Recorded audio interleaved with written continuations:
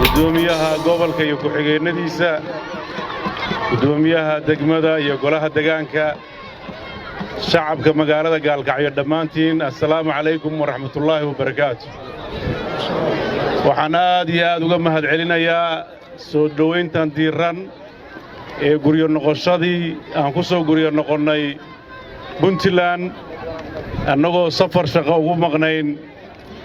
dawladda Galmudug magaalada Dhuusamareeb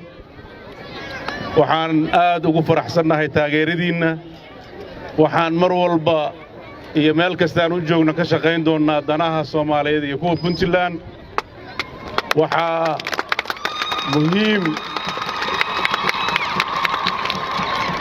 muhiim noo ah annagoo ilaalinayna danta Soomaaliyeed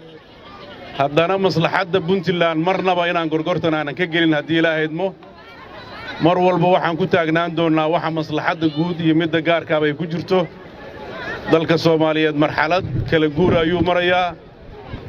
marxalad ay u baahan tahay si taxaddar leh in loo wajahay maraysaa reer Puntland haddaan nahay waxaa la rabaa inaan midnimadeenna adkayno Soomaali xalkeeda wax ka raadinno gaar ahaan waxaan u mahadnaqayaa madaxweynaha iyo shacabka reer Galmudug oo runtii soo dhoweyn weliba gaar ah na siiyey haddaan reer Puntland nahay waxa ay runtii safarka Dhuusamareeb marka laga tago shirkii aan u joognay wuxuu noo lahaa ahmiyad gaar ah wuxuu daba socday shirarkii isdaba joog ahaa ee aan madaxda Galmudug la yeelanaynay si aan u horumarino nabadda wadajirka iyo derisnimada maantana waxay safarkeenna Dhuusamareeb aan uga nimid ilaa Gaalkacyo waxay astaan u tahay safar nabadeed buu ahaa safar aan runtii ku dhiirigelinaynay nabadda iyo saddex socodku ayuu ahaa waad ogtihiinoo shacabku marmar waa isdhoc socon jiray laakiin madaxdu sidaan uma socon jirin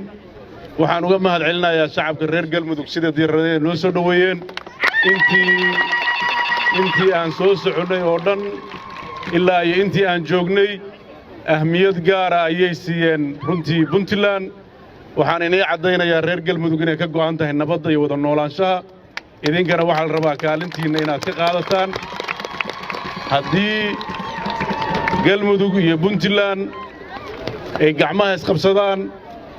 waxaan ku rajo weynahay Soomaaliya nabaddeeda inay muddo yar ku soo noqonayso dawladnimadeennana ay hana qaadi doonto waxaan runtii jeclahay inaan halka inaga mahadceliyo dhammaantiin waa inila joogi doonnaa haddii Ilaahay idmo gobolka xafladda 1 Agoosto halkaan joogi doonnaa haddii Ilaahay idmo hadalladeenna dib baan u dhigan doonnaa iyo khudbadaha ku aadan